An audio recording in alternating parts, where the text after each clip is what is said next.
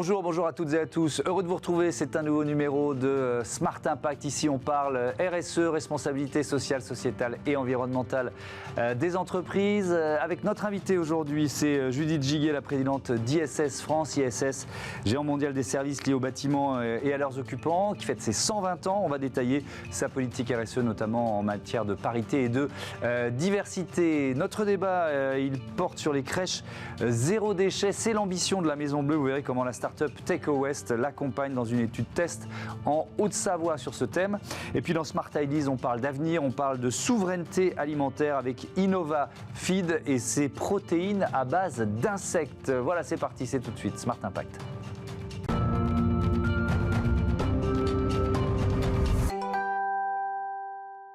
Bonjour Judith Giguet, bienvenue.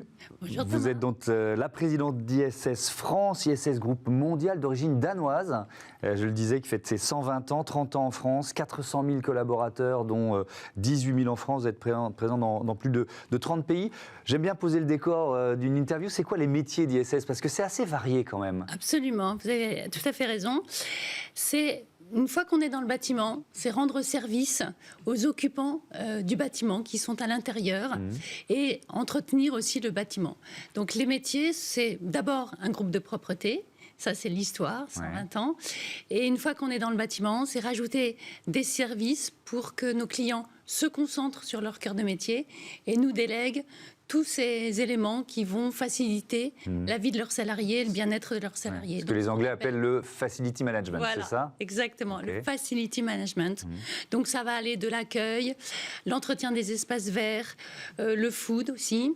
Et ISS, donc dans 30 pays, comme vous l'avez dit, Thomas, avec tous ces services. En France, en plus, on fait de la logistique et de la production. Donc on va prendre en charge la logistique pour nos clients et même de la délégation de production pour des clients industriels. Vous êtes à la tête d'ISS France depuis un peu plus de 6 mois, c'est ça? C'est exactement ça. C'est quoi votre ambition quand vous arrivez comme ça, vous prenez la présidence, vous dites comment je vais impacter finalement, je reprends le terme de l'émission. En fait, il y a une rencontre entre ISS et moi, parce que ISS, comme vous l'avez dit, c'est un groupe danois avec des valeurs extrêmement fortes, extrêmement ancrées, de respect, de transparence, d'honnêteté, et un angle très très fort sur la responsabilité sociale et sociétale et environnementale. C'est vraiment ancré dans l'ADN danois. Et moi, mon parcours avant ISS, il y a quelques années de ça, c'était vraiment un investissement très fort sur ces sujets, notamment quand je travaillais au ministère de l'écologie. Oui, vous avez été directrice de cabinet du ministère de l'écologie et du développement durable, puis du ministère des Sports, avec Jean-Louis Borloo, avec Chantal Joanneau. Donc, sur cet aspect peut-être plus environnemental, justement, quel levier vous voulez mettre en œuvre au sein d'ISS France? En fait, on a une double responsabilité, comme vous l'avez dit tout à l'heure. On a pour nous-mêmes, ça c'est notre structure, notre ADN, mais on a aussi une responsabilité pour nos clients, puisqu'on apporte chez eux du service, et c'est pour nous l'occasion de les aider à satisfaire leurs objectifs de responsabilité sociale et environnementale. Donc, quand on travaille pour nos clients, c'est réfléchir évidemment, par exemple, aux produits écolabels, de rendre nos services en ayant plus de produits écolabels, voire, nous, notre objectif en France, 100% de produits écolabels dès lors qu'ils sont disponibles. Donc ça c'est aussi le levier de la politique d'achat. Ça, c'est vraiment un levier important quand on est chef d'entreprise. C'est un levier très très important, Thomas, et je suis vraiment heureuse parce que moi, je suis intimement convaincue qu'on peut faire nos métiers différemment avec des produits écolabels, avec de la consommation d'eau réduite, avec une réflexion sur l'impact carbone, et on a nos clients qui prennent de plus en plus conscience. Il y a l'écolabel et il y a le local. Est-ce que c'est aussi une dimension de votre politique d'achat, ça? Les achats, absolument. On a une dimension, effectivement, de produits écolabellisés, de produits de proximité, mais plus largement, parce que nous, on est très environnemental, mais on est aussi à responsabilité sociale et sociétale. Comme vous l'avez dit, on emploie 18 000 personnes en France, 400 000 à travers le monde. Donc la dimension humaine de la RSE est extrêmement forte chez nous. Et la proximité telle que vous l'envisagez, c'est aussi la proximité en termes d'emploi, en termes de présence dans les territoires, parce qu'on est présent dans 25 000 sites à travers la France. Donc en termes d'emploi et de proximité, c'est extrêmement important. Et notamment la question de l'égalité femmes-hommes dans l'entreprise. Là aussi, qu'est-ce qui est mis en place aujourd'hui? Alors, toujours, heureusement, grâce à cet angle très fort du Danemark, qui est quand même un pays précurseur tant en transition écologique qu'en égalité femmes-hommes. Chez ISS France, on a 68% de nos salariés qui sont des femmes. Alors évidemment parce que les métiers de service en première ligne, ce sont beaucoup de femmes. Mais on a gardé cette proportion jusqu'au COMEX, puisque aujourd'hui le COMEX que je préside a 68% de femmes. On n'est pas encore à tous les niveaux managériaux à ce niveau-là, parce qu'on est plutôt autour de 40%, mais on s'est fixé d'être à 50% de femmes managers en 2025. Est-ce que vous pensez que c'est le rôle, quand une femme devient chef d'entreprise, est-ce qu'elle doit finalement faire ça ? Forcément. Alors, Thomas, c'est vraiment une question qui va nous falloir plus que 10 minutes, je crois. Je pense que ce n'est pas une question de femmes, c'est une question d'hommes et de femmes. Je pense que les dirigeants, quel que soit leur genre, doivent avoir cette préoccupation-là. Parce que moi, je suis intimement convaincue de la richesse de la diversité. On ne pense pas de la même façon, on ne regarde pas les choses de la même façon. Je suis d'accord avec vous, mais il y a un effet de rattrapage aujourd'hui. On est un peu obligé de rattraper les retards des générations précédentes, qui étaient souvent des générations d'hommes à la tête d'entreprise. Donc est-ce qu'il n'y a pas une mission finalement pour les femmes des chefs d'entreprise d'opérer ce rattrapage? On a effectivement une responsabilité de se préoccuper de ces sujets-là. Il y a une loi, la loi RIC5, qui est en cours d'adoption, portée par une députée qui est vraiment convaincue et qui nous dit qu'en ayant écouté des hommes et des femmes à la tête d'entreprise, il y a cette prise de conscience. Mais vous avez raison, on a notre part à jouer en tant que femmes dirigeantes pour ouvrir, pour sensibiliser encore plus en fait. Il y a une dimension, vous parliez effectivement du fait qu'il y avait 68% de femmes salariées, les métiers du service, les métiers de la propreté, il y a beaucoup de femmes. Et il y a une question centrale, c'est la question du travail, de la journée continue. Et de parfois ces journées complètement éclatées qu'on impose aux salariés. Comment vous intégrez ça finalement dans le service que vous proposez à vos clients? Alors, c'est vraiment dans notre politique RSE. Nous sommes fixés des objectifs chiffrés, parce qu'il ne s'agit pas de faire de l'affichage. Il faut rendre compte à nos salariés, à nos clients de ce que l'on fait. Et sur la journée continue, d'ici 2025, on veut avoir sensibilisé 100% de nos clients sur l'importance de cette journée continue, de ce travail en journée continue. Parce que la crise a permis un peu plus de visibilité. Avant, nos salariés travaillaient très tôt le matin et très tard le soir, parce que personne ne voulait les voir entrer dans les bureaux, vider les corbeilles, etc. La crise sanitaire a fait en sorte que les salariés de nos clients sont en demande de voir que tout est désinfecté, que tout est nettoyé. Donc c'est pour nous une opportunité incroyable de remettre en visibilité nos salariés et de proposer la journée continue. Ça permet évidemment une meilleure intégration sociale et professionnelle. Professionnels parce qu'ils deviennent partie intégrante de l'entreprise pour laquelle ils travaillent. Il y a un autre objectif, on va terminer là-dessus, c'est l'objectif de la diversité. C'est, je pense, une évidence pour un groupe qui emploie 400 000 personnes dans le monde, qui est présent dans 30 pays, c'est un peu évident. On va parler je voudrais qu'on parle de ce programme d'alphabétisation qui a été mis en place il y a une dizaine d'années chez ISS France. C'est quoi d'abord comment il fonctionne et puis avec quelle ambition? Oui, c'est très important, Thomas, parce qu'on est souvent le seul employeur à pouvoir fournir un travail à certaines personnes qui ont une histoire de vie et qui n'ont pas obligatoirement de diplôme, mais qui n'ont pas non plus la maîtrise de la langue française, que ce soit à l'oral ou à l'écrit. Donc on a mis en place un programme ICO, qui est un programme qui délivre un diplôme reconnu par l'État, qui travaille sur l'expression orale, mais aussi sur la maîtrise de l'écrit. Et tout ça, ça permet évidemment une meilleure insertion, tant dans le monde professionnel que dans sa vie personnelle. Et c'est très important pour nous. Donc on forme chaque année 150 heures par personne, financées par ISS et reconnues par l'État. Merci beaucoup, merci Judith Giguet. On passe maintenant à notre débat sur les crèches zéro déchet.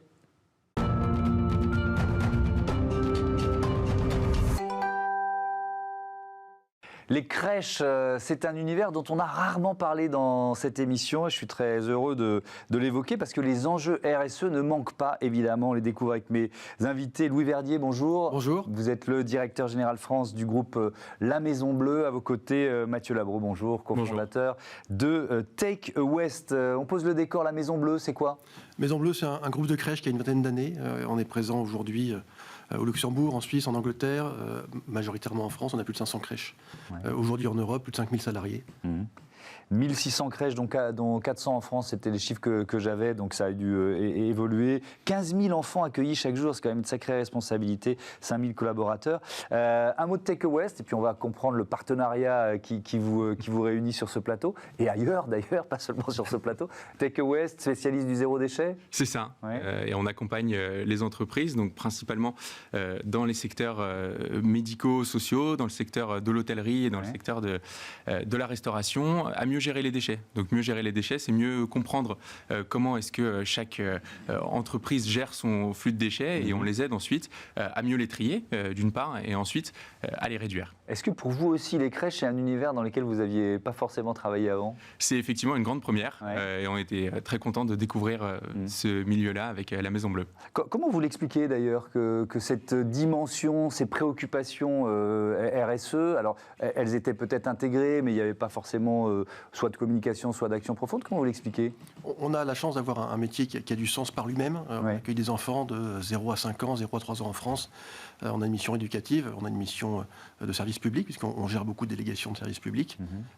Et à ce titre, je pense que pendant longtemps, ça a suffi au secteur comme élément de mobilisation. Et puis, sous l'impulsion, on va dire, des équipes locales, de nos clients, on a été amené à formaliser une politique RSE il y a 4 ans à la Maison Bleue qui s'appelle Smile for Children. Ouais. Et donc il y a ce partenariat, étude menée dans 5 crèches de Haute-Savoie. Mathieu Labro, je voudrais savoir, j'imagine que vous avez commencé par un audit, qu'est-ce qu'il en ressort ?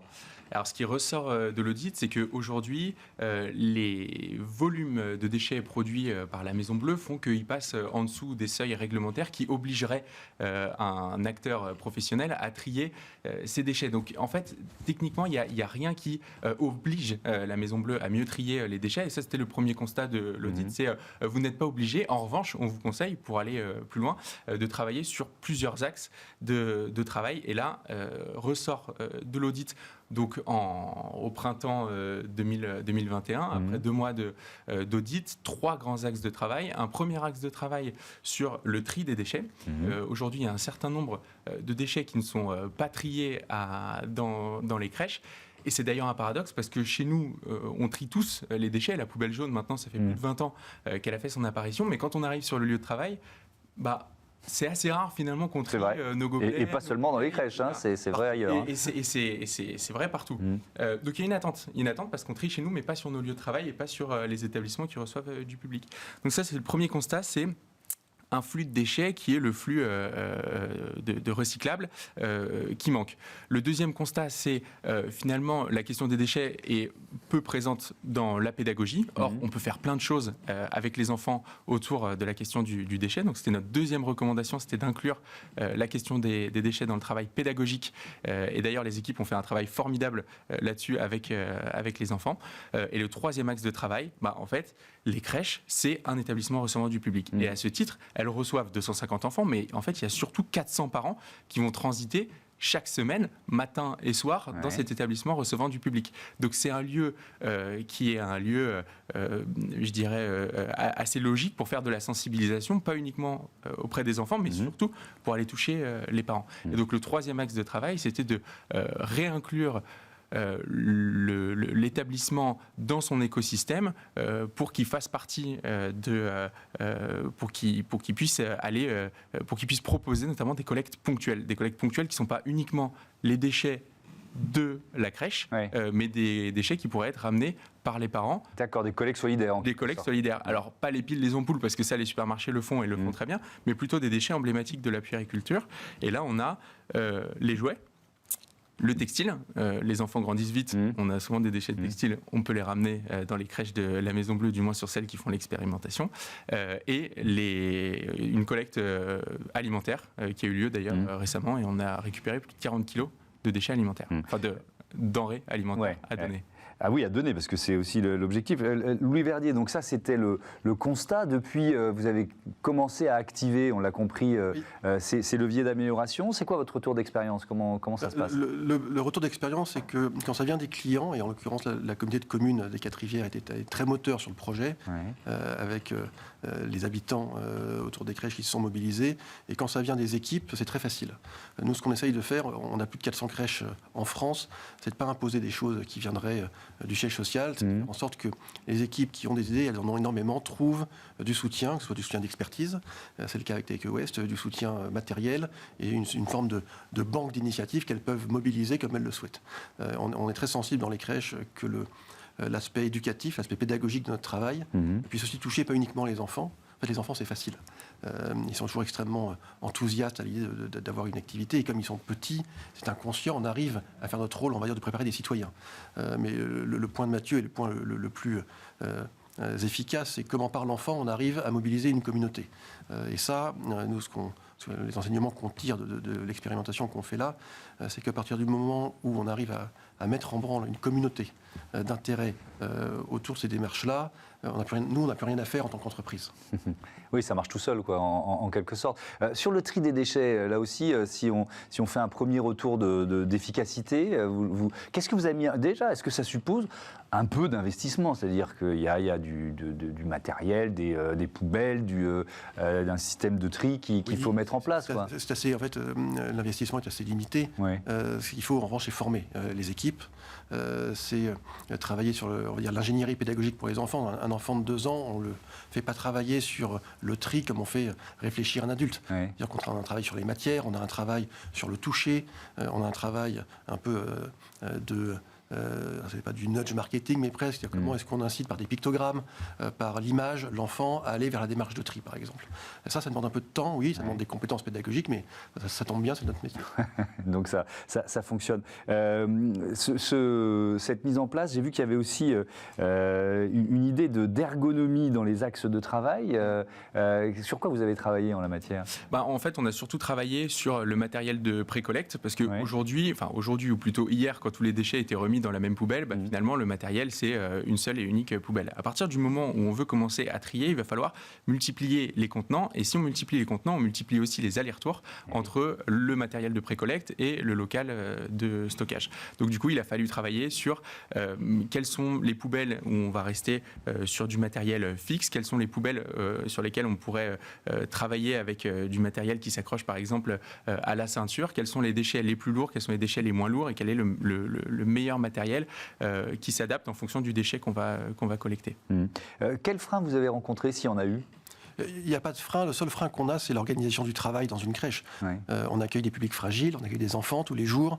On a des impératifs d'encadrement de ces enfants. On ne peut pas les laisser seuls pendant qu'on va au local poubelle. Bien sûr. Et donc, c'est d'adapter ce mode opératoire aux contraintes qu'on a par ailleurs sur notre métier de base, qui est d'accueillir des enfants. Donc, ce n'est pas des grosses contraintes, mais c'est de la conduite du changement. Il faut que les équipes puissent le faire sans que ça vienne soit dégrader la prise en charge de l'enfant et des familles, soit les mettre dans une situation plus tendue en termes de gestion des plannings. Donc là, j'ai bien compris que l'impulsion, elle est partie de votre client qui était un client public, c'est ça ? Oui, exactement. Est-ce que vous ressentez la même volonté un peu partout aujourd'hui ? Parce que là, c'était une étude un peu test menée dans 5 crèches. J'imagine que vous avez en tête de le développer. On avait fait un premier diagnostic avec Take West sur des crèches parisiennes, dont le résultat, on l'avait eu en janvier 2020. Alors après, il s'est passé ce qui s'est passé. Ça a mis un peu en pause un certain nombre d'initiatives. Une grande parenthèse. Ouais. Mais on le voit partout, en fait, cet intérêt-là, et notamment l'intérêt de dire que la crèche peut faire, par son modèle éducatif, on va dire, par son ambition pédagogique, beaucoup plus qu'uniquement ce à quoi elle n'est d'ailleurs pas contrainte d'un point de vue réglementaire. En fait, on est des petits établissements en termes de déchets, mais ce que disait Mathieu, c'est qu'on accueille du public et on a un flux de parties prenantes, on va dire, qui sont dans une quand on arrive dans une crèche, on est dans un bon état d'esprit. C'est un lieu accueillant, sécurisant, et on arrive à mobiliser les adultes par l'enfant, justement. Ouais, ça veut dire que ces bonnes pratiques, vous allez les dupliquer? La décision est déjà prise? On les duplique sur les crèches et sur les zones où les directrices de crèche en font la demande. Vraiment, on fait savoir ce qu'on fait dans les crèches et on met à disposition des chefs d'établissement, des directrices de crèche, l'ensemble des initiatives, notamment celle de Take West, et ensuite, elles ont le choix de se l'approprier. Et par ailleurs, d'où on l'inclut dans nos réponses à appel d'offres, notamment pour les collectivités. Ouais. C'est intéressant, Mathieu Labro, parce que ce que vous avez dit en premier, c'est-à-dire que quand on fait l'audit, on se rend compte que finalement, réglementairement, c'est pas un secteur qui est obligé de le faire. Mais pourquoi c'est malgré tout important de le faire, au-delà de l'impact positif qu'on peut avoir, mais pour une marque employeur, pour l'image d'un secteur, pourquoi pour vous c'est important de le faire? Je pense que pour la marque employeur, c'est très important. Il y a plusieurs marques qui se lancent sur ce créneau-là avec des crèches responsables, avec des crèches notamment zéro déchet ou qui visent au zéro déchet. Donc c'est important pour une marque de rester alerte sur ces sujets-là. Ça veut dire que c'est un argument, pardon de vous interrompre, auquel les parents vont être sensibles, quoi. Alors on n'a pas toujours le choix de la crèche parce que c'est compliqué, on le sait, c'est encore vrai aujourd'hui, mais malgré tout c'est important. Je pense que c'est important pour les parents. Après, il ne faut pas se leurrer, ils ne vont pas choisir une crèche uniquement parce qu'elle trie ses déchets, mais ça fait partie d'un tout et ça montre aussi une démarche volontariste de la crèche. Je pense que c'est aussi important pour les collaborateurs. Encore une fois, nous, on trie tous chez nous. Quand on ne trie pas sur le lieu de travail, ça fait qu'on se pose des questions. Et enfin, et j'aurais dû commencer par ça, c'est surtout important pour l'environnement parce que aujourd'hui, sur 5 crèches, la mise en place du tri, c'est 2,7 tonnes de déchets à l'année qui sont détournés du mode d'élimination locale. Là-bas, c'était de l'incinération. Mais ailleurs en France, ça peut être encore de l'enfouissement. Que ce soit de l'enfouissement, de l'incinération, c'est des processus qui sont extrêmement polluants. Donc on va détourner ces 2,7 tonnes. 2,7 tonnes, c'est uniquement sur 5 crèches. Vous imaginez ce que ça peut faire? Sur une année? Sur une année. D'accord. On s'imagine tout de suite ce que ça peut faire sur un réseau de 400 crèches. Et 2,7 tonnes, quand on sait aussi que nous, en tant qu'individus, on recycle, quand on trie, on recycle 50 kilos par an et par personne. Quand une crèche fait son travail et qu'elle fait, quand un réseau de 5 crèches fait 2,7 tonnes, ils font l'équivalent de 50 personnes qui font le tri pendant un an. Donc c'est aussi important qu'on ait des professionnels qui se lancent sur ces projets-là. Merci beaucoup à tous les deux d'être venus présenter ce partenariat. On passe à Smart Ideas, au menu des protéines à base d'insectes. Smart Ideas avec BNP Paribas. Découvrez des entreprises à impact positif.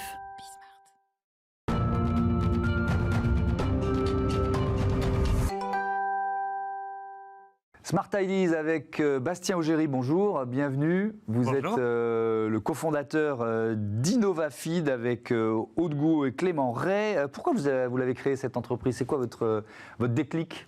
Le déclic, c'est justement d'avoir un impact dans notre écosystème, dans notre monde. On est parti un peu du constat, c'est de se dire on faisait des métiers intéressants par le passé, mais parfois on avait un peu du mal à trouver un sens dans ce qu'on faisait. Et on a regardé du coup différents secteurs, différents éléments, et ce qu'on s'est rendu compte pour créer InnovaFeed, c'est de se dire on avait envie de 3 choses. 1, avoir un impact.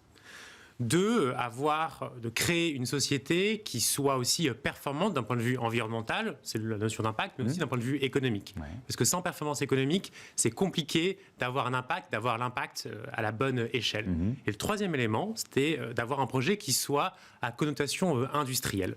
Donc bien sûr, il y a toujours du digital dans le volet industriel, mais la notion d'industriel était importante pour nous. Alors on est tous ingénieurs de formation, et le côté industriel est important parce que c'est quelque chose qui est assez tangible, qui s'inscrit dans les territoires et qui est extrêmement inclusif. Et alors donc, il y a cette idée de protéines à base d'insectes. Qu'est-ce que vous avez mis au point? Qu'est-ce que vous proposez finalement? Alors, assez simplement, ce qu'on fait, c'est on produit avec des élevages d'insectes, des protéines, des huiles pour le marché de la nutrition animale. Donc on vient nourrir des saumons, des truites, des volailles. De la nutrition végétale, donc des plantes au travers d'engrais, et demain, de la nutrition pour les hommes. Et en fait, c'est assez simple ce qu'on fait. On fait exactement ce qui se passe dans la nature. Dans la nature, on a une pomme qui tombe au sol, qui est consommée par des insectes. Ces insectes vont ensuite se développer et être consommés par des oiseaux, par des poissons.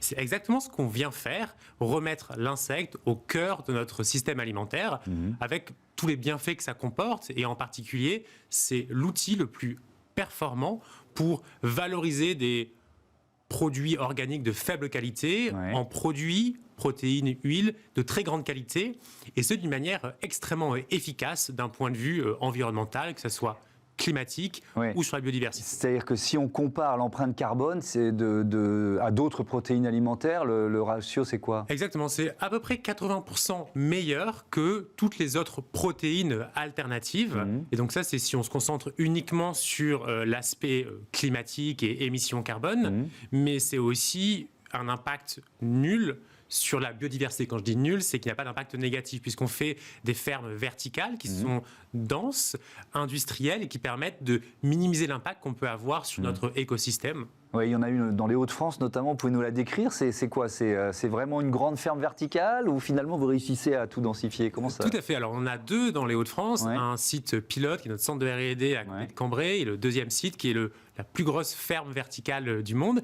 Et c'est une ferme qui est complètement automatisée et qui est la conjonction de 3 grands éléments. C'est toute la R&D qu'on a pu développer, le savoir qu'on a pu développer sur le côté sciences du vivant, parce qu'on fait de l'élevage avant toute chose. Deuxième volet, c'est tout ce qui est automation. Donc, c'est une usine qui est complètement automatisée avec énormément d'équipements qui permettent de stocker, déstocker nos insectes, transformer nos insectes. Et enfin, et c'est la capacité qu'on a pu avoir, de mettre énormément de capteurs dans nos usines pour venir capter différentes typologies d'informations et analyser ces données pour améliorer nos process de production. Je voudrais qu'on parle de l'enjeu de souveraineté alimentaire. L'Europe importe 70% de ses protéines. J'ai vu ce chiffre en préparant l'émission. Voilà, dans ce chiffre, il y a la réponse à la question que j'allais vous poser. C'est un enjeu majeur en termes de souveraineté? Alors, tout à fait. Et il y a un deuxième élément qui est assez prégnant aussi, c'est le fait que non seulement on importe 70% de nos protéines de l'extérieur, mais en parallèle de ça, on est un des plus gros producteurs agricoles et donc avec énormément aussi de coproduits. Et ce que fait justement l'insecte dans cette souveraineté alimentaire, c'est on vient valoriser ces coproduits agricoles. Donc les coproduits, c'est souvent on va dire moi je vais dire les rebuts, c'est pas, mais c'est un peu ça, les déchets ou les rebuts de l'agriculture, sauf qu'on les réutilise, c'est ça? Exactement. D'accord. Qui peuvent être aujourd'hui, par exemple, valorisés pour faire de l'électricité, pour faire de l'énergie. Alors, ce qui n'est pas perdu pour autant, mais ce qui est parfois un peu absurde, puisqu'on importe 70% de protéines et on est assis sur un des plus gros gisements de coproduits de protéines. Et alors, qu'est-ce que vous en faites, vous, de ces coproduits? Justement, ces coproduits-là sont ingérés, digérés par nos insectes. Nos insectes vont venir extraire tous les nutriments, les acides aminés, les acides gras qui sont intéressants. Et c'est ensuite, par ce phénomène, en quelque sorte, de bioconversion, qu'on arrive à extraire les bons éléments et les valoriser. Bastien Géry, le marché des protéines à base d'insectes, ça représente quoi aujourd'hui? J'imagine que ce n'est pas énorme. Et puis surtout, c'est quoi les perspectives de croissance? Alors, c'est un marché qui est en fait gigantesque. On ne s'en rend pas compte parce qu'on adresse principalement la nutrition animale, la nutrition végétale. Taille de marché totale de ces éléments, c'est 800 milliards. Donc, dans le monde. Dans le monde. Donc, on adresse un marché total de 800 milliards. Nous, on vient adresser uniquement une petite portion de ce marché-là, qui est à peu près une centaine de milliards. Ça, c'est uniquement pour la nutrition animale et la nutrition végétale. D'accord. Si on va un peu plus loin, on peut aussi adresser la nutrition humaine directement au travers de snacking, de nutrition sportive, de mythes analogues. Et ça, c'est des marchés qui sont aujourd'hui en forte croissance. Merci beaucoup. Merci Bastien Géry et bon vent à Innova Feed. Voilà, c'est la fin de cette émission. Merci à toutes et à tous d'être fidèles à Bismart, la chaîne des audacieuses et des audacieux. Salut.